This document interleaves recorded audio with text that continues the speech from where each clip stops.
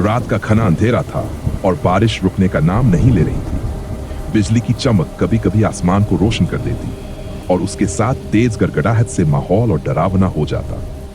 ऐसे ही मौसम में एक युवक जिसका नाम विवेक था अपने घर की ओर लौट रहा था। उसे शहर से दूर स्थित एक पुराने गांव में पहुंचना था जहां उसका पैतृक घर था। विवेक कई सालों से शहर में रह रहा था, लेकिन गांव में कोई खास वजह से उसे वापस आना पड़ा था। उसकी दादी ने उसे एक खत भेजा था जिसमें लिखा था कि वह तुरंत गांव आ जाए क्योंकि उसे उससे कुछ जरूरी बात करनी है। विवेक को यह खत बहुत अजीब लगा क्योंकि उसकी दादी आमतौर पर खत नहीं लिखती थी, लेकिन वह उनके बुलावे को नजरअंदाज नहीं कर सकता था, इसलिए वह गांव लौट आया। जब वह गांव पहुंचा तब तक रात गहरा चुकी थी। गांव की गलियां सुनसान थीं और बारिश की वजह से हर जगह कीचड़ भर गया था। दादी का घर गांव के किनारे एक पुरानी हवेली जैसा था जो अब काफी वीरान लगने लगा था। घर की खिड़कियां टूटी हुई थीं और हर चीज पर धूल जमी थी। विवेक ने दरवाजा खटखाया, लेकिन कोई जवाब नहीं आया। कुछ देर बाद उसने धीरे से दरवाजा खोला। अंदर का नजारा और भी डरावना था। घर की हर चीज पुरानी और जर्जर हालत में थी। हवा के साथ खिड़कियों के पर्दे हल्के हल्के हिल रहे थे। वह दादी को आवाज देता हुआ अंदर बढ़ा, दादी आप कहां हैं? लेकिन कोई जवाब नहीं आया।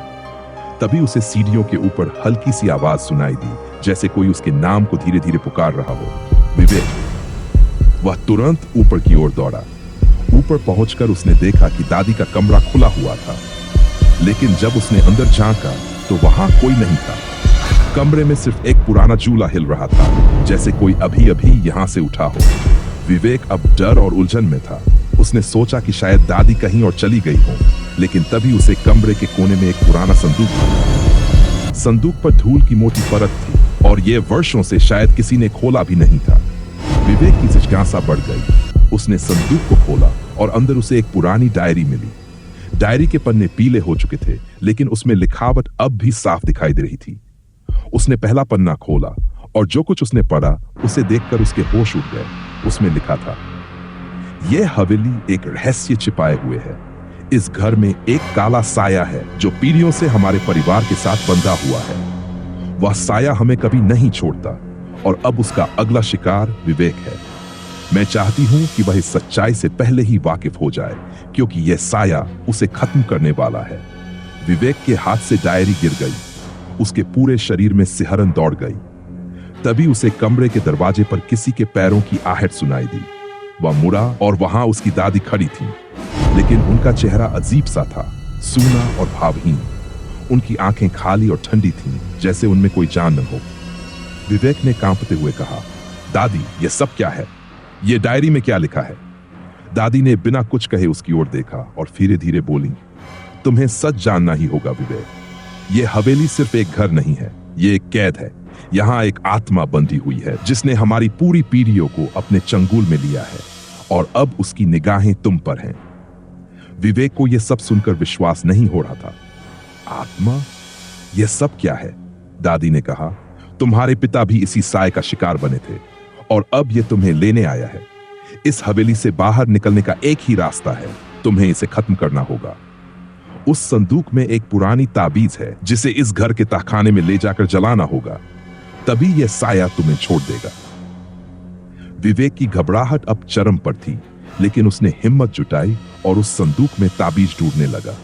जैसे ही उसने ताबीज निकाली, हवेली में तेज हवाओं का झोंका आया और खिड़कियां जोर जोर से बजने लगीं। ऐसा लग रहा था कि कुछ अदृश्य ताकत उसके आसपास मंडरा रही हो। विवेक तेजी से तहखाने की ओर दौड़ा, जहां दादी ने उसे जाने के लिए कहा था। तहखाना बहुत अंधेरा और ठंडा था और वहां का माहौल बेहद डरावना था, लेकिन वह ताबीज जलाने के लिए आग ढूंढने लगा। तभी उसे पीछे से किसी के सांसों की आवाज सुनाई दी। उसने तुरंत मुड़कर देखा और सामने वही काला साया खड़ा था, भयानक और डरावना। वह धीरे धीरे उसकी ओर बढ़ रहा था। विवेक ने डर के बावजूद ताबीज को आग में डाल दिया।